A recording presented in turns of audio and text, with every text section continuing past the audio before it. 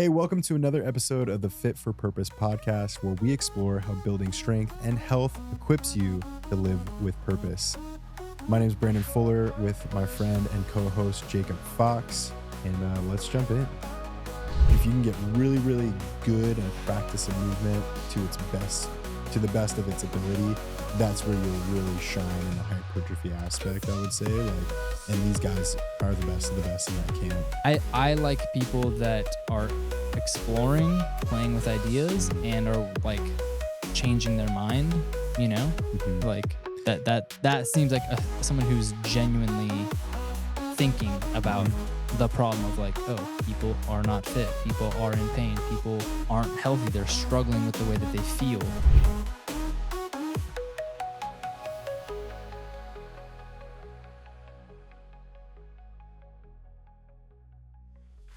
How you feeling, dude? I'm feeling good. Let's go. Yeah, I'm feeling good. I had something weird happen to me today, actually. No way. Yeah, I was Drop it. had a weird encounter today, just with another human being who was just like in a really bad state. Clearly, my friend was pulling up to my gym where I was kind of standing out front, just hanging out, and my friend's pulling up to the gym midday because we're gonna work out together. And he, pulls forward and then like goes to back into the spot, and this car comes in behind him like hot, and didn't know that he was gonna back up to go to the spot, so he like adjusting. Yeah. So he comes in hot, slams on his brakes, and like skids to a stop. And was obviously just pissed and like all worked up over nothing. And then like before my friend could even like all the way back into the space, he like sped up and swerved around him and was like looking at him and looking at us. And it was like, whoa, trippy. And he went to the gas station, and then we were kind of lingering out front, like, just talking, like, what's that guy's problem? We're still out there. He looks like he's going to leave the gas station, but he sees us still out front, and he swerves to like actually drive back over in front of the gym again. Yeah, makes a point to come back. He's like looking for confrontation. And rolls down his window, and he's like, "What, do you have a problem?" And like was just talking, and we're just kind of like going back and forth, and like obviously, sure, it seems like you have a problem. You, in fact, sir, have a problem. It seems like you're having a bad day. Yeah. And then he literally like threatened to shoot us, basically. Oh my God. Yeah, dude. It was what? It was wild. Yeah. He was like, "You're messing with the wrong person. Like, I'll put holes in you." I was like, whoa. So from there, like, we just like de-escalated, and we're all right, man, it's no big deal. Like, carry on with your day. But yeah, that happened today. And that was, wow. Yeah. Some adrenaline hit. And it's like weird to reflect on too. It's like, yeah, there are people That's out a pretty there. heavy statement. Like, right? I'm going to put, I don't even like, that's insane, dude. Yeah, he was really worked up. You kind of like get taken back by those moments because, you have no idea what went on to like lead up to that moment, and y'all just wrong place, wrong time. Yeah, sounded like. Yeah, he was obviously having a bad experience. Yeah, he was worked up. That was So that was like it was crazy to think like, oh, this is how you like get stories in the news of like, someone getting shot in traffic or like, road rage. Just, that's crazy. Yeah, it feels so distant, and yet it's not. It's right there. Yeah, and if like, one of us were in a bad place, we're like, like, oh, fuck you, dude. Like, you don't have a gun. Like, next thing you know, like. For sure. Yeah. Just button heads. So yeah, that was interesting. That was kind of crazy to reflect on. Does it feel like it takes you like a few moments, maybe even hours, to like come down from those situations? Obviously that's a unique situation, but those heightened moments of like adrenaline's going. I mean, that specifically, my adrenaline was pumping. Yeah. Yeah. I don't know if he had a gun like right there in the front seat with him. I don't know if he even had a gun in the car. Could be very irrational. But it was just like, oh, like this person is unstable enough to potentially just ruin his own life. Sure. Over bad park job. Literally nothing. I did see something the other day about like if you're a guy who backs into a parking space and you don't get it the first try, just pull in to the next spot. Yeah. It was like, obviously like Just drive uber away. masculinity. Yeah, it was like, if you can't nail it the first time, you're an idiot. Yeah. Don't try again. And if anyone's watching you, like you better just drive away. But for me, like, I mean, I drive a 4Runner and the thing's wheels rub so much. So like I'm never hitting it on the first try because my turn radius is like worse than like a kid's play school car. Like I'm having to like 5-point turn. Sounds like an excuse to me. You're right. You're not masculine enough. I find that when I get in those situations, like regardless of what the circumstance, but like I'm such a over processor after the fact. Like I'm never in the moment. I'm like, yes, sir. Like, dude, I'll meet your whatever needs you ask. I'll take $100,000 out of my bank account. And like, if you asked, and then after the fact, I'm like, no, F that guy. Like, I should. You have the whole argument after the fact. Yeah, you like it's a process. You're like, wait, no, I should have acted differently. Yeah, dude. There was those thoughts for sure after the dude drove away, but it's like, yeah. Are you willing to roll the dice that this guy's actually not gonna shoot? It happened. Move on. Situation. Yeah. So fueled the pump though. It fueled the workout, the pump, maybe. dude. Yeah. I don't know. I mean, actually, like had an adrenaline rush, then kind of like came down from it and was like, oh, felt kind of take a nap. Yeah, exactly. Come down from that, but we still got a good workout. There you go, dude. We still got after it. Yeah, let's go. Yeah, a little full body sesh. Yeah, it was good, man. Cool. Yeah. What about you? Anything? Dude, anything going on with you this week? And can you top that? I don't know. Spending, what do they call it? Like shopping therapy or whatever. I told Heather today. Wait, what is that called? It's called retail therapy. Retail therapy. Yeah. Thank you. That's I'm new to it, so I didn't. I think it's kind of a chick thing. It is, but I was like, dude, I just want to go to Manor and like buy a pair of shoes. Oh, nice. And Heather was like totally cool with it. I think that's where I judge it, is like if I'll say it out loud and then I wait for how she responds, because if she's like, why would you do that? I'm like, you're right. Why would I do that? But if she's like, okay, like I'm like, it's happening.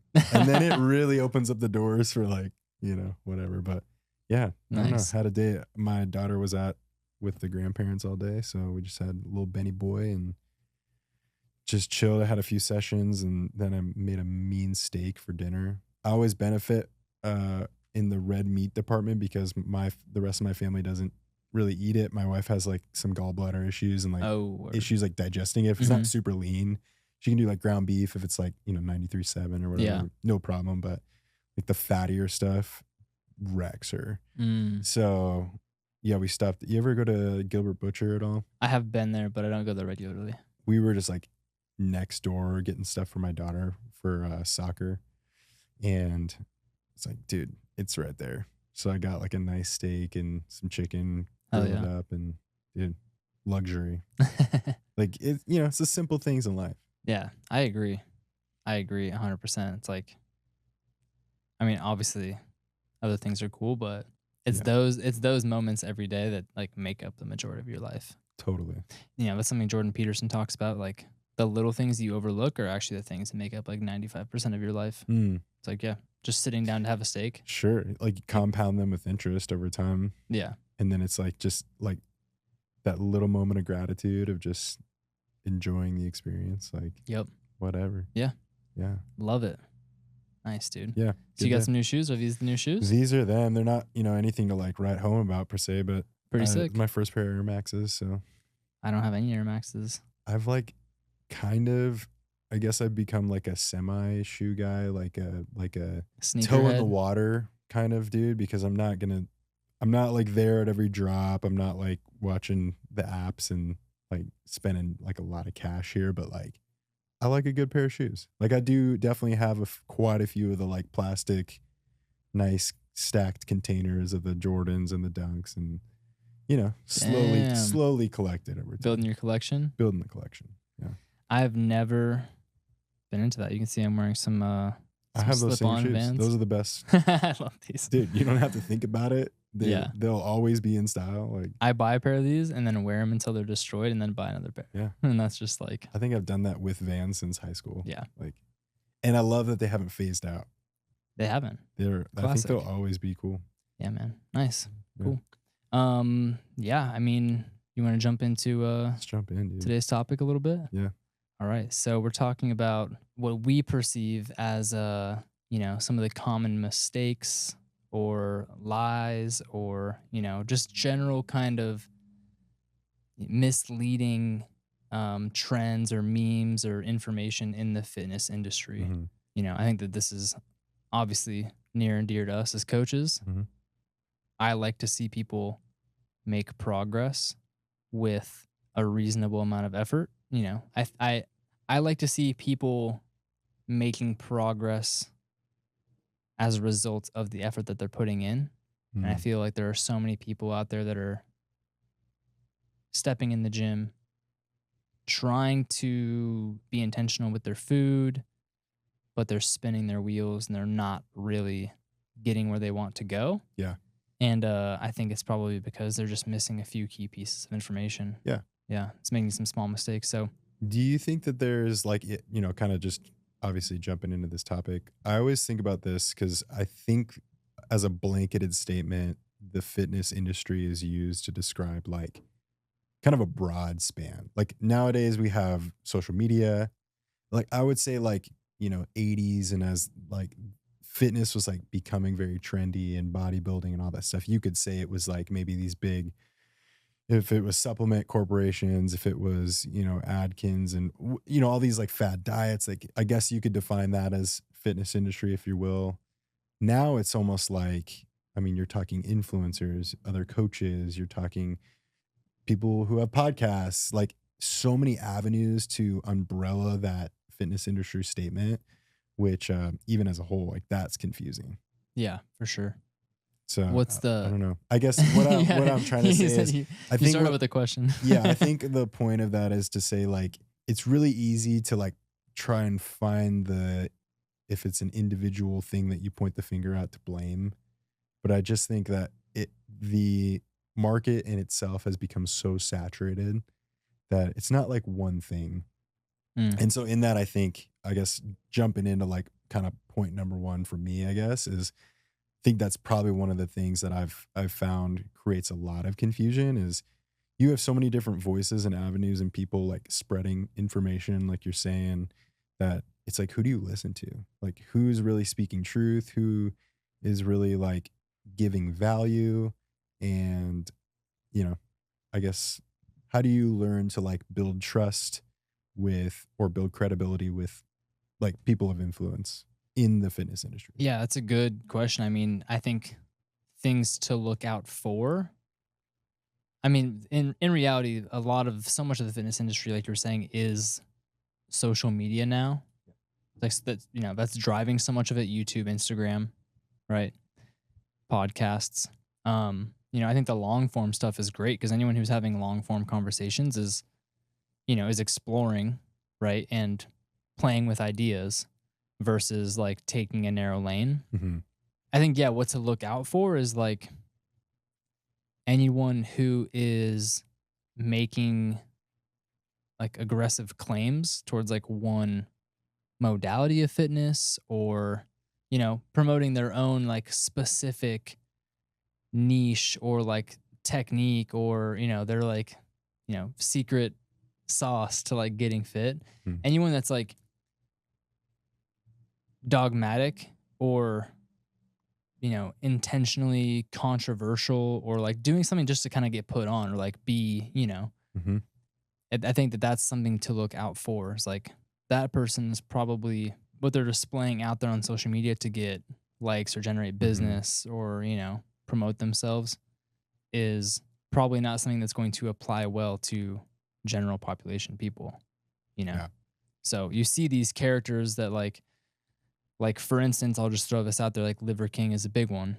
Sure. And he wasn't even necessarily, but he's part of the fitness industry because so much of what he was doing was talking about fitness and being strong and healthy and, promoting his supplements as the foundation of his health and fitness. Like, huge on like his physique and how jacked and lean he is. He was so dogmatic about you have to live this way and you have to do this and train this way and like, look at me. Mm-hmm. I'm jacked and shredded, but like Yeah, obviously it's that like there's something behind the curtain. He's being on like the extreme side of the spectrum, if you will. yeah, Like you're saying, like living in the it has to be this way or the highway type like mindset, and not like thinking it could be different, maybe like being open to the other side of the spectrum, I guess. yeah, Yeah, and like to your point too, it's a fine line of like aggressively selling a product through the thing that you're trying to discuss. I mean, at the end of the day, like, listen, I use social media, I market myself through social media. There are things that I have to do to generate business that is like, I have to convince you that this is the problem and this is the solution. And then me as the coach can come alongside you. But there's like certain individuals that like there's a way they go about it that just feels like weird. You know what I mean? Like it just, yeah, and I would say those are definitely red flags. yeah. That's a red flag. Anyone that's like claiming that one specific way Hmm. is the only way, or that yeah, that's it. Is like the answer is always it depends. Hmm. Like, when you're talking about what should I eat, what workouts should I do, and then that scales out obviously to the rest of your life, but it's like depends on who you are, where you're at, where you're going. You know what I mean? Yep.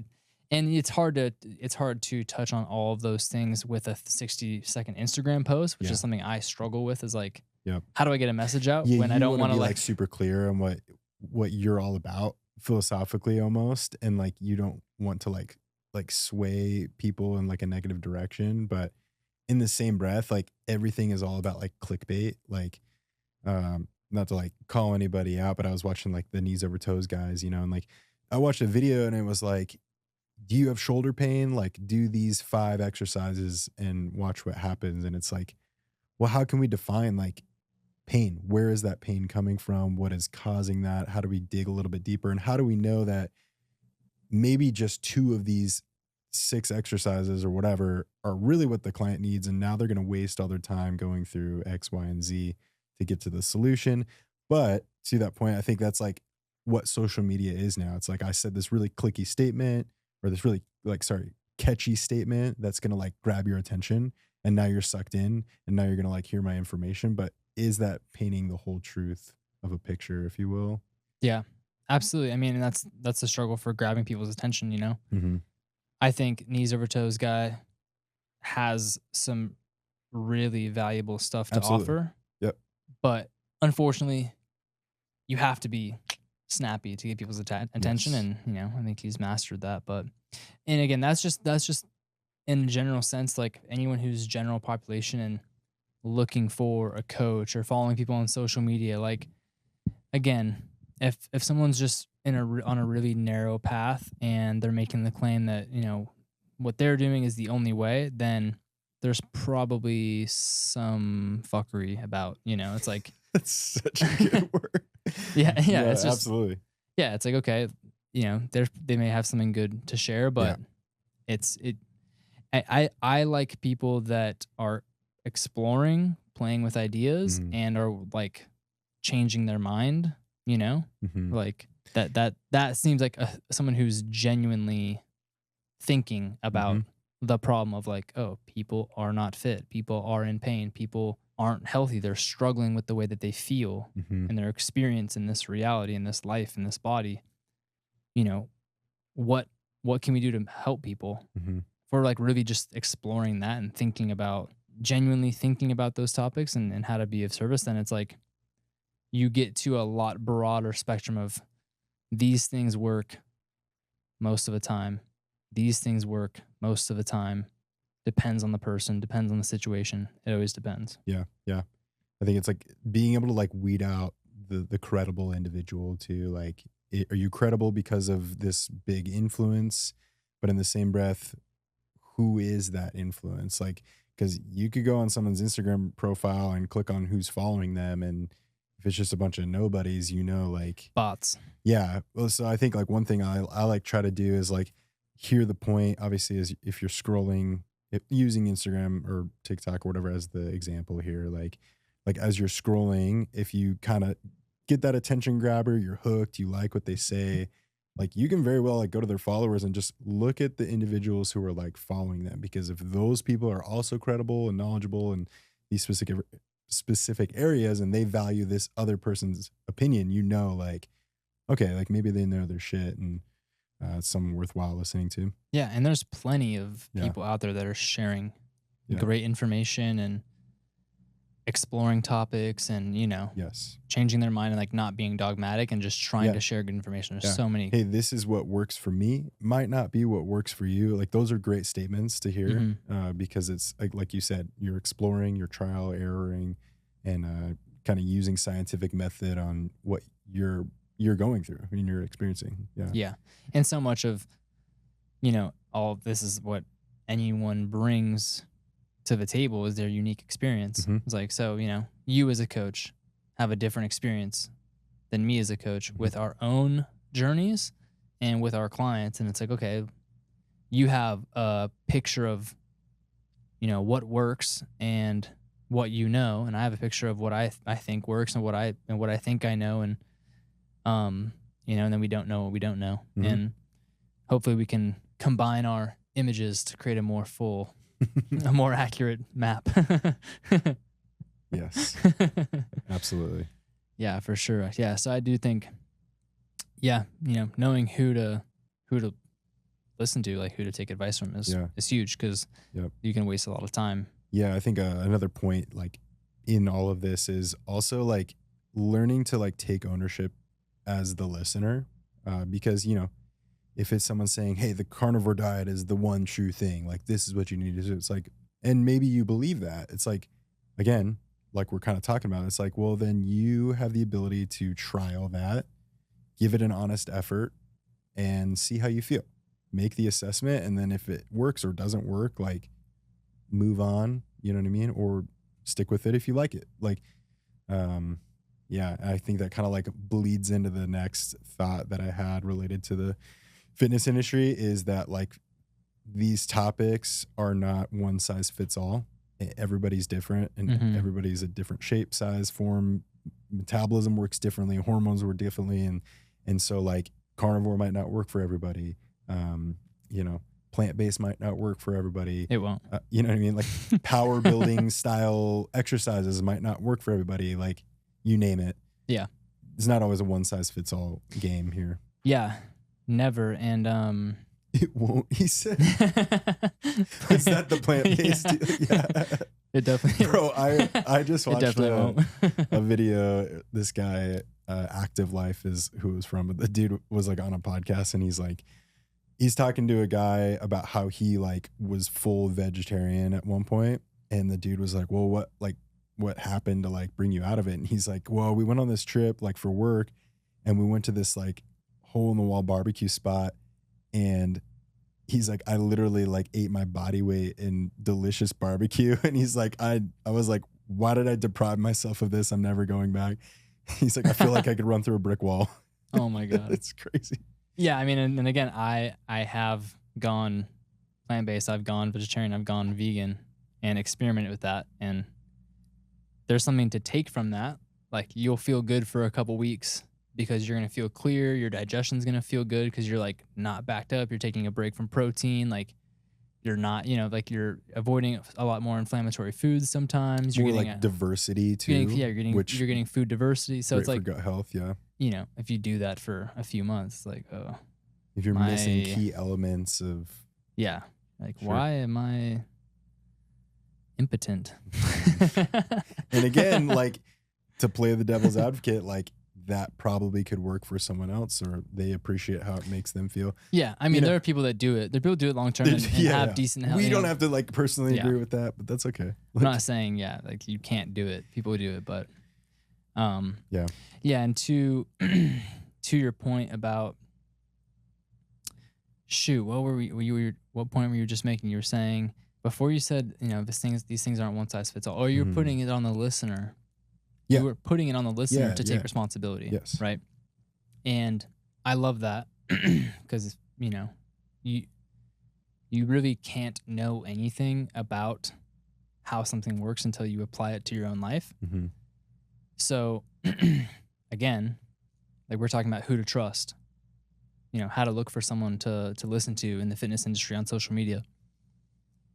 to the extent that, you apply their teaching or whatever they're sharing, to the extent that you actually apply that and it does something for you, then there you go. That's like, that's evidence. I mean, that's yeah, the scientific method in its purest form. yeah, And, that's ground level right there. and we have the ability to do that as human beings. An example of that, even in my own life, and nutrition is an easy example.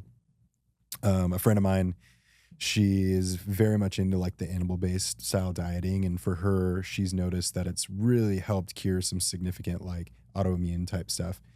And for me personally, like I struggle with Hashimoto's, like a thyroid kind of disorder. I take medication for it every day.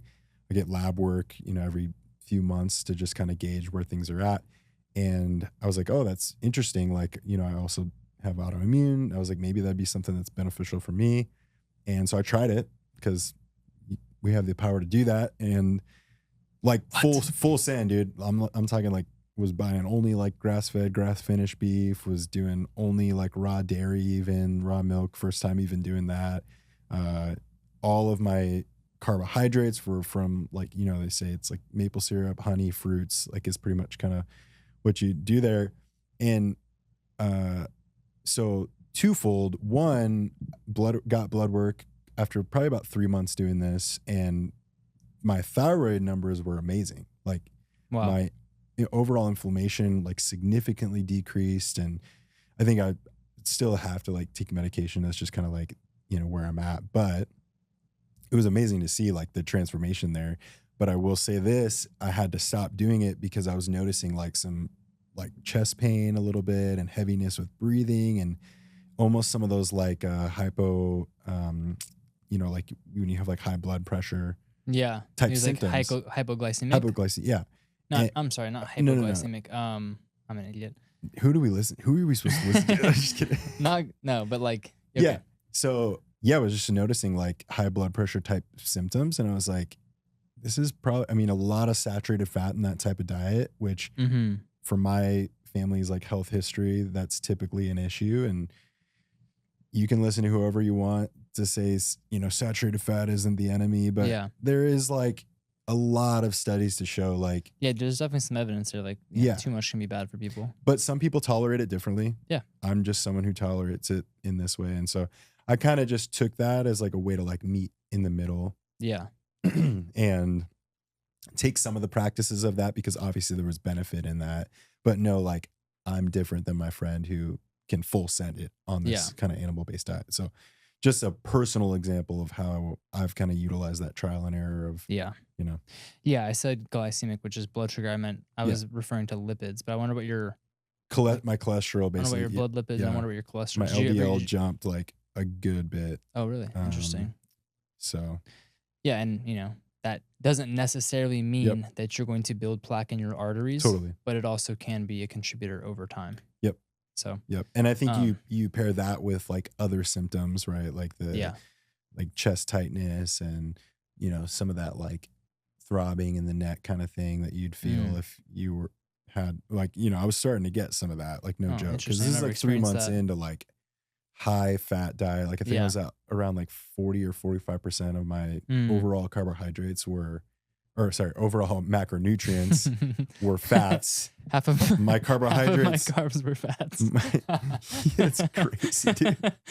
My carbs were like relatively low, and then I was trying to like eat a good bit of protein. Yeah. Was kind of the style that I was going on at that. So, and because you're getting a lot of those fats through your meat sources, really, and then dairy too. So, like you think like goat cheese and raw dairy, like you name it, like also saturated fat. So, all that to say, again, my body tolerated it a little bit differently than others might. Yeah. But I've also gone, pretty deep into like animal based and experimenting with that and incorporating that into my life and just playing with it, seeing like, oh, how does this work for me? And I had a similar experience where I was eating a lot of 80-20 ground beef, and I was eating a lot of ribeyes, and I was eating a lot of eggs, and I was eating a lot of cheese and raw milk, which are all super nutrient dense, healthy foods. But when you track that for your macros, I was eating a lot of fat. And I just noticed over time, I feel better not consuming that much fat. My digestion's better. Things move, with my digestion and my performance. Like, I have better energy and I feel better when I'm not consuming that level of A fat. little bit more Yeah, carbohydrates and more fiber carbohydrates. and Yeah. yeah. And maybe, and for me, not even really fiber, like a couple carrots a day and some like apples, like some fibrous fruits and stuff, like feels great. But yeah, too much fat and even too much protein, like really backs up my digestion, Sure. you know? Yeah. And there could be other things going on with my digestion. I could have low stomach acidity from stress and, there's other, and being underslept. There's other things that play into that, Mhm. obviously, but especially for workouts, like I feel way better when I'm eating a little bit more moderate fat and higher carbohydrates. I just Body's have got more something to energy. tap into, Yeah, really. my Yeah. metabolism feels better. I can actually get more calories in, which sounds counterintuitive because fat is 9 calories per gram and carbs are 4 calories per gram. But Mhm. when I start to get backed up on protein and fat, then I'm like, okay, I You can't know handle a big you meal. know how to, like, kind of adjust accordingly based on Yeah. yeah. But when I'm eating a higher percentage of carbohydrates, like I can actually get in more calories throughout the day because it's Mhm. like, Oh, honey, for orange sure. juice, a banana, like those things like like those digest so easily. It's like Yeah. that. And again, I am on my feet all day, moving around. I work out 5 times a week, Mhm. play soccer, rock climb. Very Not active, very everyone high needs metabolism. not everyone Yeah. needs 450 grams of carbohydrates a Sure. day. Like all, tend to consume. But I'm just saying that was my experience Mhm. with the carnivore, Yeah. animal-based diet. So Yeah. the other point I kind of wanted to touch on, from you putting it on the listener to like take responsibility for themselves and try things out. Another thing to just, in general kind of be aware of is there are a lot of people talking on social media about health and fitness, specifically about topics that they haven't actually applied to their own lives in a genuine sense. Mhm. Right. So you see the same kind of information recycled, and you'll hear like catchphrases and terms and stuff and things that are trendy. Um, because it's people aren't actually taking an idea and applying it to their life for 8 weeks or 12 weeks and then like reporting back on it. Mhm. There are a lot of, um, coaches, people on social media just spitting out reels every day that are kind of Of just, course. just regurgitating Yeah. information, Yeah. so it's like something to be, that's something to be mindful of as well, is like, look for someone who seems like a real person who's having, had an experience, and they're Mhm. they're again playing with ideas and incorporating things into their lives, and working with clients. Like someone who's actually working with clients is like that's huge, Mhm. because it's a lot different to, you know, get yourself fit and healthy versus help, different people do that, because every case Yeah. is different. So, yeah, just another thing to touch on is like there are a lot of coaches out there that can be physically impressive looking or intellectually impressive sounding, but, doesn't necessarily mean that they have actually gone into the trenches of applying a lot of these things to themselves. Yeah, I think it like my brain goes to that practice what you preach mentality. Yeah. And I mean, you kind of hit it already is like I do not live in the camp where like you're only credible if you have a six pack. I've never had a six pack in my entire life, but like You're not credible then. exactly, you know what I mean? Damn it. Don't listen to anything this guy Don't says. do it, dude. I've never had it.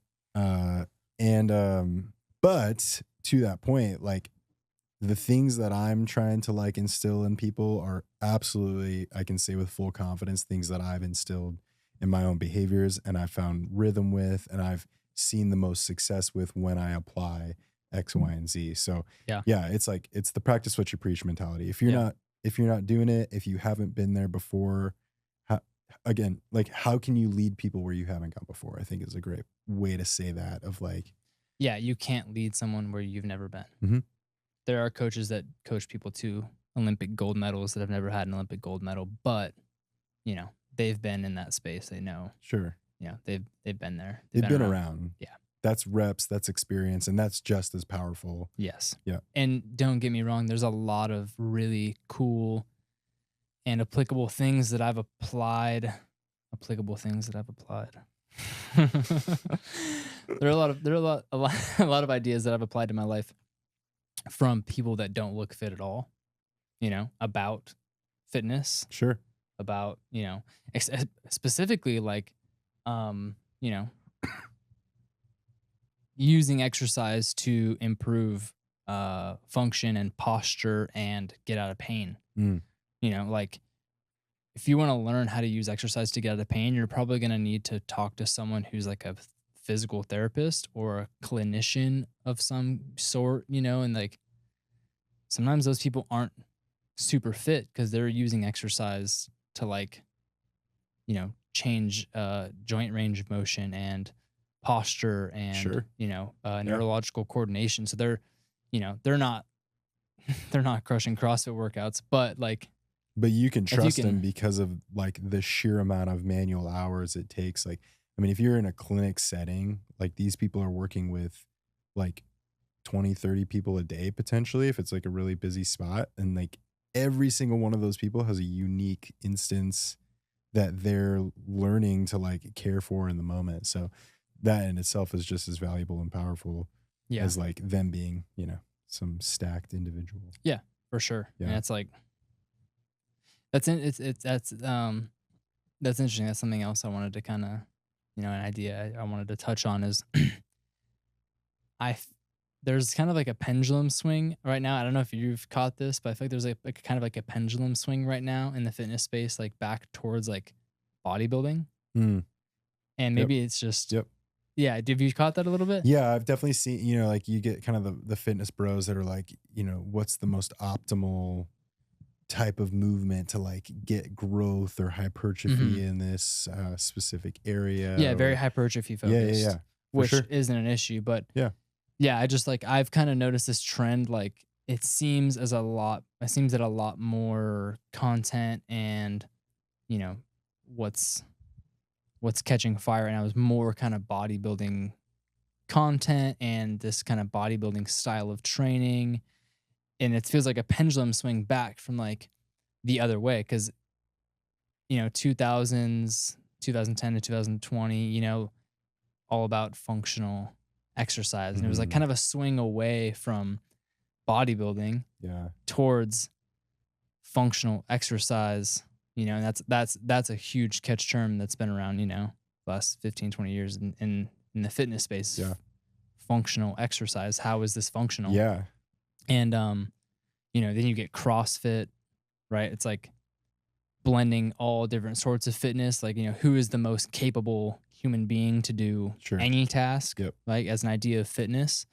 But yeah, it seems like, CrossFit's momentum has definitely died down. And I'm just seeing more of a swing back towards this like bodybuilding style of training. Yeah. Which is cool, and I don't think it's an issue. There's some things to take. It's funny in that world too, in the bodybuilding world. It's like there's so much hate on that term functional. It's like, well, why can't this machine be functional? Why can't which like sure it is. I think it all is functional. Like if we're being strong is functional. Yeah. Anyways, that was a side caveat. Yeah. But everybody wants to be like on different like opposing teams, but I guess we all kind of like have the same end goal, if you will, almost. Yeah. And I don't think that there's anything wrong with bodybuilding. No. It's just interesting that I've caught, I've just seen this trend swing back the other way. It's just interesting to kind of keep your finger on those things. But I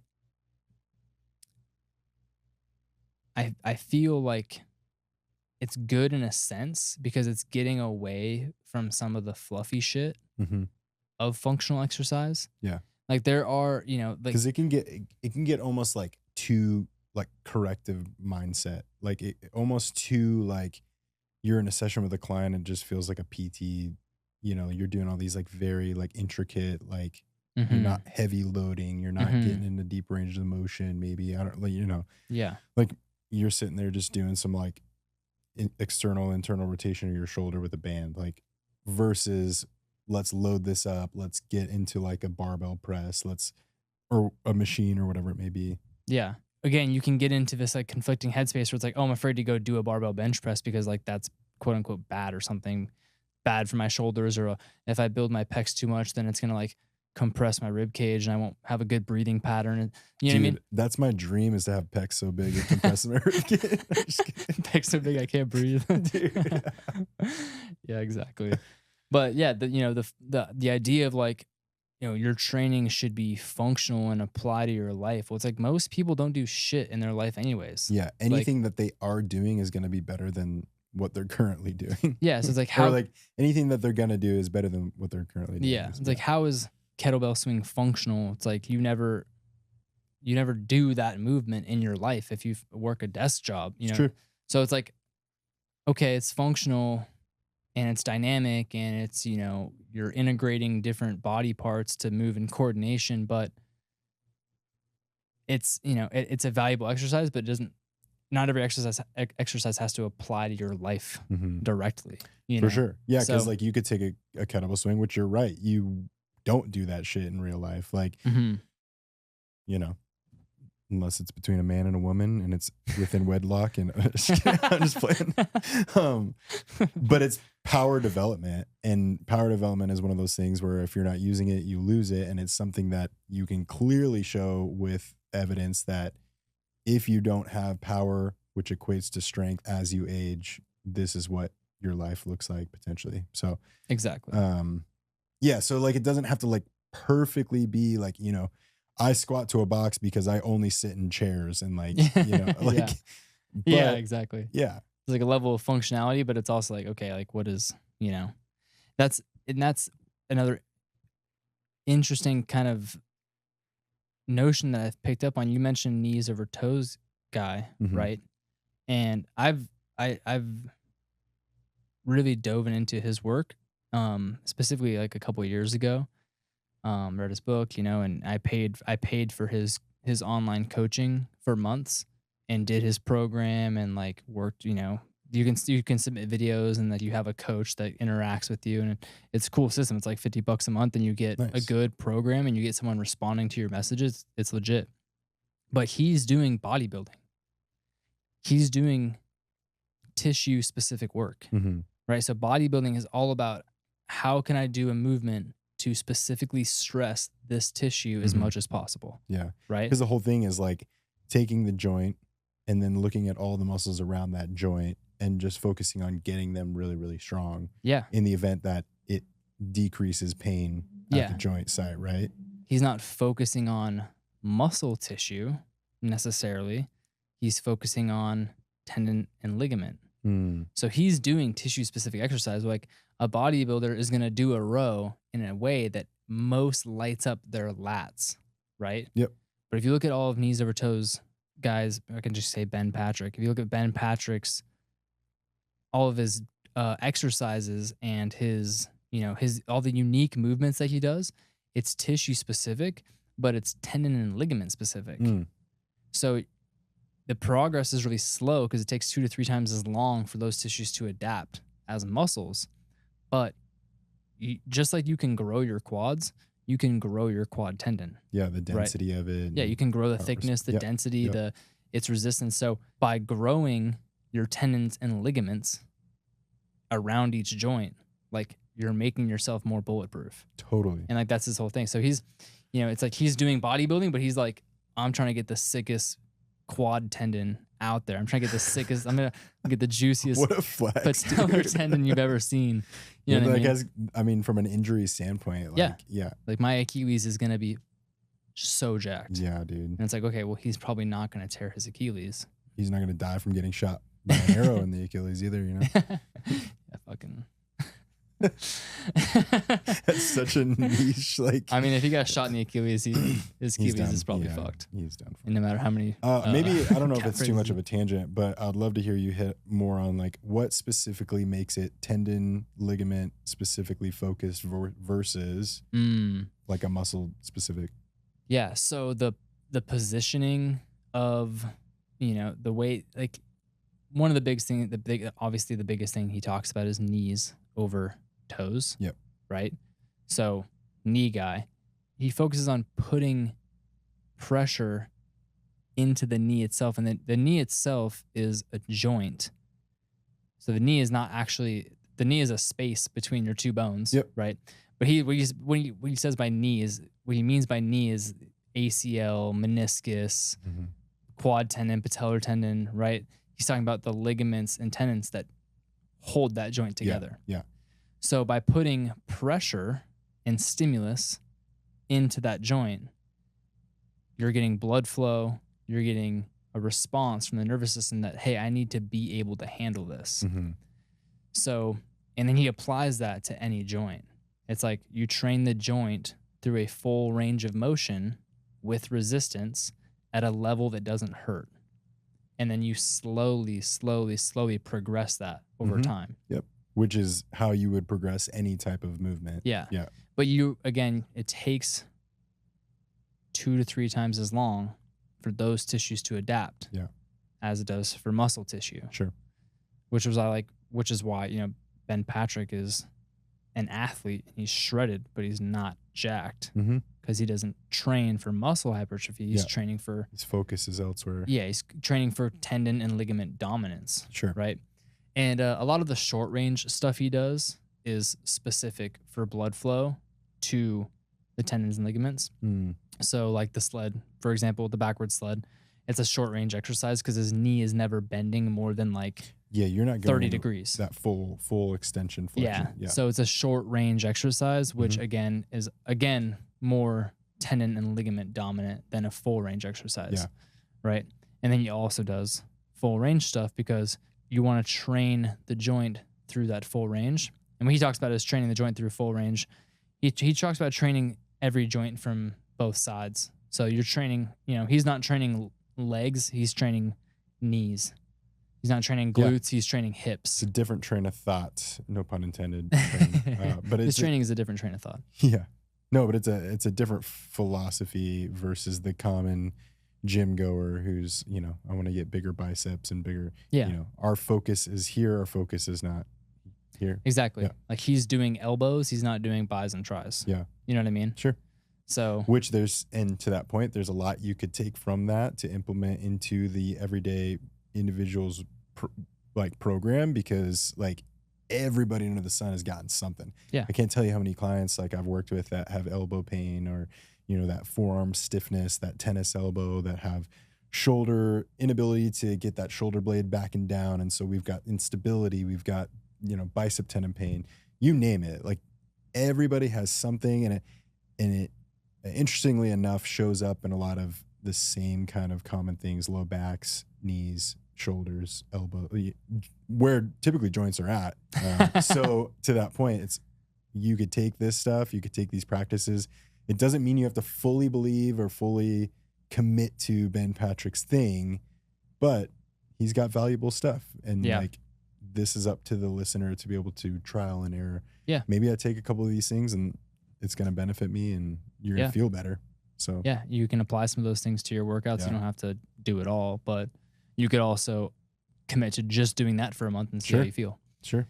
But yeah, so I wanted to touch on that, bodybuilding. I think bodybuilding gets a bad rap, or it has gotten a bad rap in the fitness industry, as far as when you talk to personal trainers or people that are coming from more of a functional training or a functional, type movement background, or, they work with, if you work with general population people, I work with people over 50, they're not doing bodybuilding. Their goal is never and they'll tell you their goal is, I don't want to put on a bunch of muscle. I don't want to get shit. It's they don't want to no, listen, it's not going to happen, but yeah.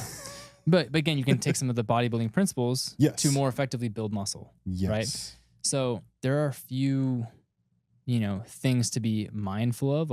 There's no reason that a general population person who just, is in their 40s or 50s and works a desk job and has kids and just wants to be healthy and fit. No reason really for that person to only train a bodybuilding style, because they're going to lack the ability to coordinate their body to accomplish complex tasks. Yeah, because I think the reason that Safely. bodybuilders are so effective in that is they've built this ability to really connect like mind to muscle. And you think about if you can get really, really good and practice a movement to its best, to the best of its ability, that's where you'll really shine in the hypertrophy aspect, I would say. Like, and these guys are the best of the best in that camp. You know, to where the common individual is kind of coming in and we're still learning some foundations and all those things to where it's like, don't even sweat. Like, you're not going to get, Yeah. you know. Yeah. And like when you train your client to do a squat, you're teaching them the most safe and effective way Yeah. to perform the pattern Yes. of a squat. You're not having them do a squat so that their quads get fucked up.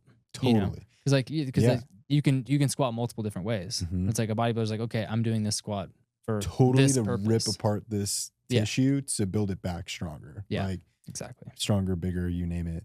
But yeah, like, and I'll specifically tell clients, I had clients come in today and I was like, hey, you know, my goal today, it was a new session. I was like, our goal today is like purely just to see how you move and how you feel. Like never is my goal in that first session to crush you and crush your will and make you so sore, because soreness is not a you know, an example of a quality workout, just to put that out there. So the hope is they come back again and again because they feel good, they notice changes. So for the average individual, that's more the goal, and that's the probably better route to focus on anyways. Yeah. Yeah. Absolutely. And I think that that's, again, you know, talking about common kind of faults in the fitness industry is like the things that are sexy, you know, people looking freaking jacked and shredded and ready to step on stage. Like it's sexy. It's nice to look at, but that does not apply to 99.9% of people. And again, pursuing that, you know, taking, you know, ex YouTubers bodybuilding workout and doing that in the gym as just a regular person who like wants to get a little bit more fit.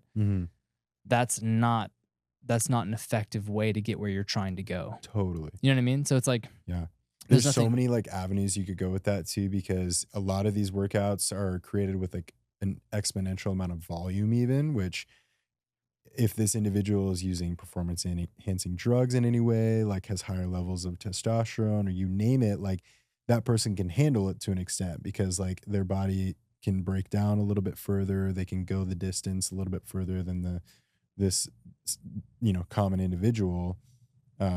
Recovery is a little bit different, you name it. So many things that go into that workout that you don't even know, and you're just copying it because you see his end result or her end result, you name it. Yeah, it's like if I do that, then I'll look like that. But Yeah, no way, dude. No, that's not. You might see some gains, but like, Yeah, yeah, I mean, you will, but it's like that's again, if your goal is to be healthier, stronger, not be in pain, and be effective at life, like if you're not doing fitness full time, if you're not literally making YouTube videos and bodybuilding and eating and sleeping, then you shouldn't do that workout because that's what this person's life is. You know what I mean? So it's just we got to think back to like, okay, how can I show up in life effectively? Yes. To, you know, live with purpose, be of service. You have a community, you have family, you have a job that is just, you know, it's not revolved around health and fitness. It's just you have the whole rest of your life. Health and fitness is this like one little thing that you're incorporating into your life so that your life can be better. So how can you incorporate the few things into your life that are going to actually have the biggest and most powerful effect? Yeah. Without, you know, having to do insane chest workouts. Yeah. And crush yourself. Yeah. Not that you can't do that. It can be fun, but that's just not going to get you where you're trying to go. So let's be intentional with our actions. Sure. And where we're putting our energy. Yeah. It's like if you think about like you have a bucket and you come into the gym and that bucket's already full, you know, about 3/4 because you woke up in the morning and your kid was pissed off and screaming at you. You and your wife maybe had a confrontation before you walked out the door to work. You went to work. It was a really stressful day. You come back from said stressful day, and then you're like, this is my window to go to the gym. Well, now your cup is this full, and this is what you've got left of it. And now you're going to take this insanely challenging, you know, bodybuilding type workout or CrossFit workout, even like you name it, just something that's like a really high stress stimulus and just dump it in what's left of that bucket. I mean, you're talking injuries, you're talking, are you going to be able to sustain that? Or you know, Yeah. go down the rabbit hole, but Yeah. Extrapolate that out, yes. Yeah. A couple of years and it's like, oh, this isn't working. Mhm. And unfortunately, I've been putting in time and effort to get to the gym and sweat and bust my ass, and I don't feel any better for it. Yeah. It's like, oh, well, that was, Yeah. It's like, well, we can maybe try another approach. Totally. Yeah. And that's, that's another huge, topic as far as the fitness industry goes of like, and this sounds so cliche, but like more is not better. Better is better. The right amount. Preach it, dude. I wish we could have some like gospel chops going right now. Like, yeah. What is optimal for you is the best. mhm.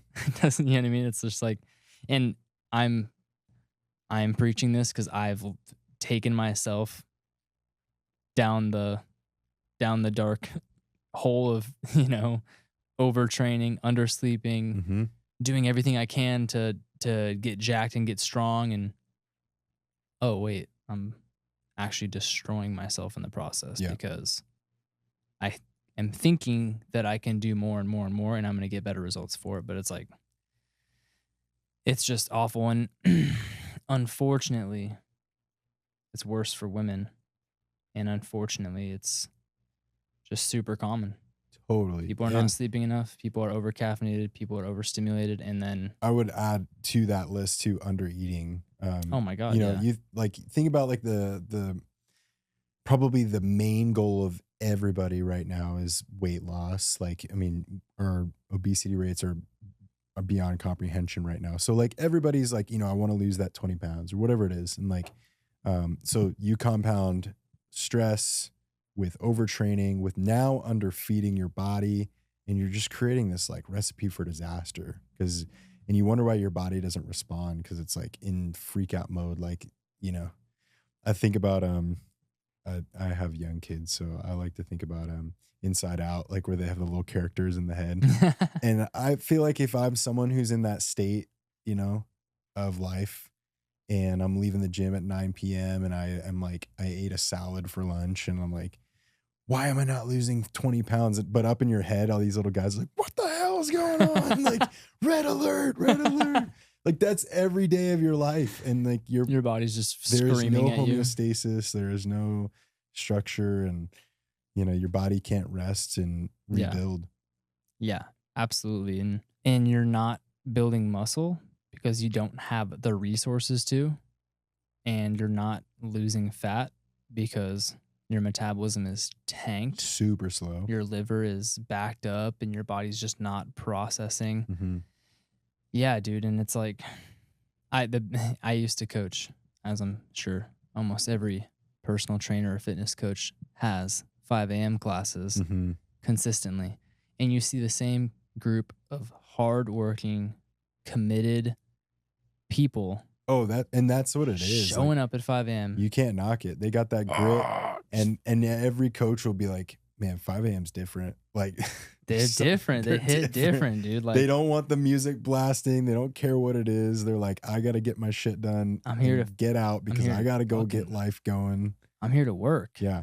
They're, waking up to the alarm at 4 a.m., just jaw clenched. I love it. Dude. Just fucking the face.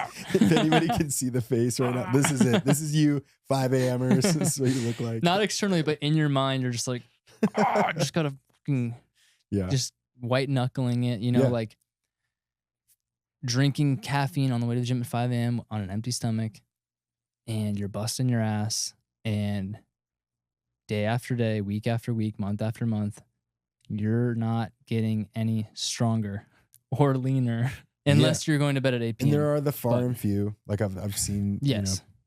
People. If you're, there's a couple people I can even like recall, like very disciplined, very, doing all the right things, and it just so happens to be the time that they can get it in. But like to that point, dude, like it's so true. Even as the coach, you see it. It's like, I know exactly what we could change to like get you on track, and like all of the effort that you're putting in could be like focused and streamlined, and like it'd be like, with the same amount of effort. Yep. Physically. Yeah. You could see way better results. Yeah. It's just like if you just got 2 more hours of sleep and just fueled yourself a little bit better. Calories a day. Yeah. And it's of the right types of foods, I will add. And this is where, again, a quality coach comes in. Mm-hmm. They can make those tweaks of like, we change just a few things here, you're going to make a lot more progress. Mm-hmm. And it's like, people really underestimate it, but it's huge. And, I think, it's just more is not better. And again, this comes back to, kind of our mission, Fit for Purpose, is like, it's not just about being fit, but it's about being healthy. Yeah. And I think it's so, so important. And this is something that's just continued to, play on loop in my experience with fitness, is just, if you are healthy, getting fit is not that hard. Mm-hmm. If you're unhealthy, getting fit is going to make you less healthy. Almost. You know what I mean? Like, sure. Like trying to crush yourself in the gym. If you're not healthy, it's going to make you worse off. Kind of back to that bucket analogy. You're adding one more thing in the already very full bucket. Yeah. So exactly. Yeah. Yeah. I literally I program for lots of clients like online, and it's kind of, if you will, like a one size fits all type thing. Cause the idea is you take it with you on the go and you work out in the gym. And I have a lot of people who are taken back at the fact that it's literally 4 days a week that I program. And that's not for lack of effort or like, I just don't want to program more, but it's because I really want to teach those principles of like, I promise you, if you see this through and you stay consistent about it, you will see better results, or, at least be able to be consistent for a longer period of time through just the 4 workouts a week. Because most of the people I train are parents, are, professionals, and have very busy lives. Like, I can't tell you how many times it's like, oh man, like I didn't get to the gym with this week, or I got only 1 workout of the 4. And it's like, that's okay. Like, you're making the effort. So all of it to say, like, most people can't even get the 4. So don't question the 5, 6, 7, just focus on the little and really make it matter while you're there.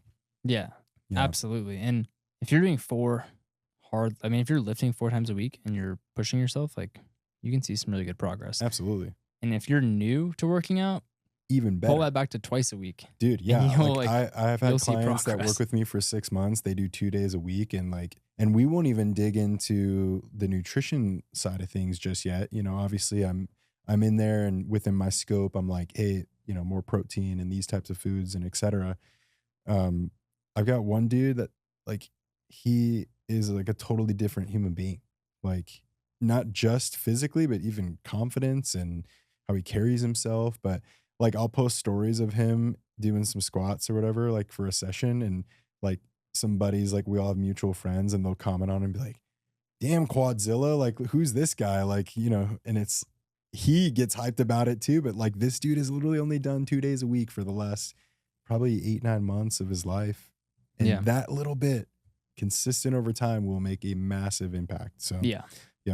Especially if you're starting your journey, it's better to do less than more, because you give yourself somewhere to go, somewhere to grow into, and you reap the benefits of freaking your body not being used to it. Yeah. Like your body just responds. Absolutely. Yeah.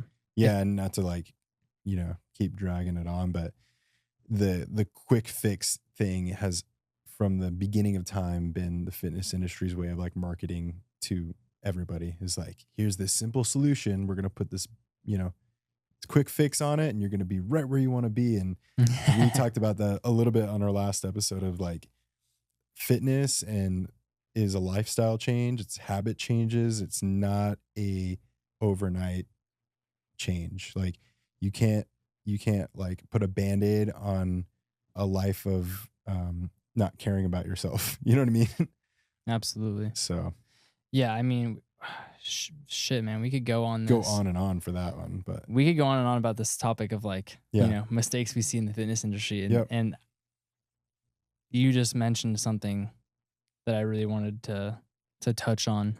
So much of the fitness industry is selling salvation, which just, dude, that's a great way to put that. and it's like, yeah, that's literally what it is. It's playing to people's insecurities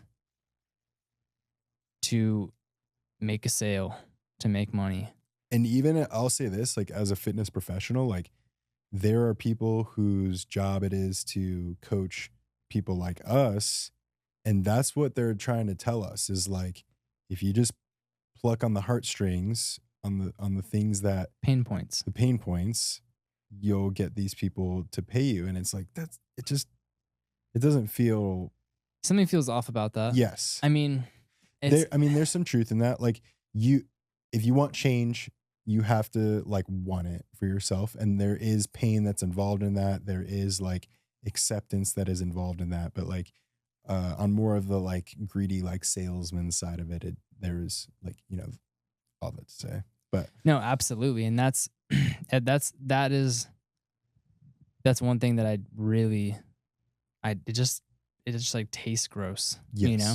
It's just like the idea of like, oh, if you do this program or if you buy, you know, my 6-week course, you're going to XYZ, you're going to feel so much better about yourself. You will be a different person.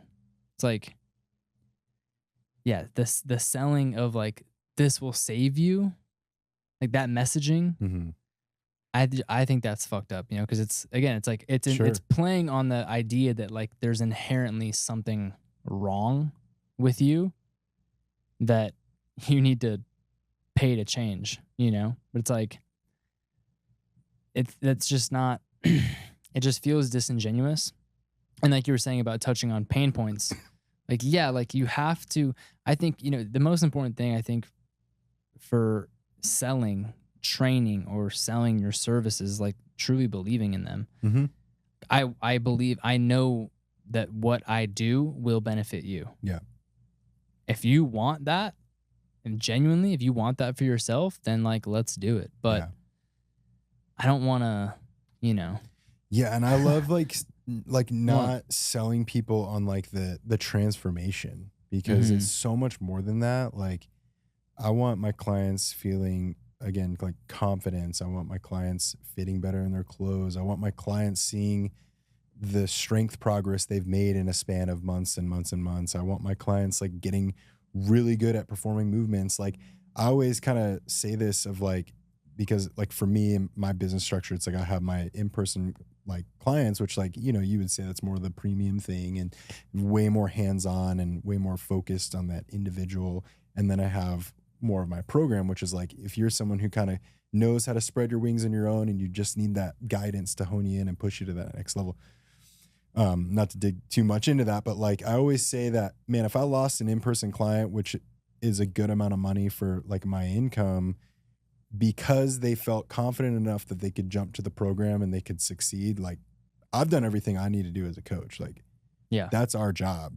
My job is to build like sustainable habits in this individual and teach them what I know and give them that hat to wear of like, I can take the keys to the car and I can drive now. Like, yeah, dude, if that means I'm going to lose, you know, for what it's worth, like $500 a month, like, because that person now has the rest of their life, the tools. Yeah, dude.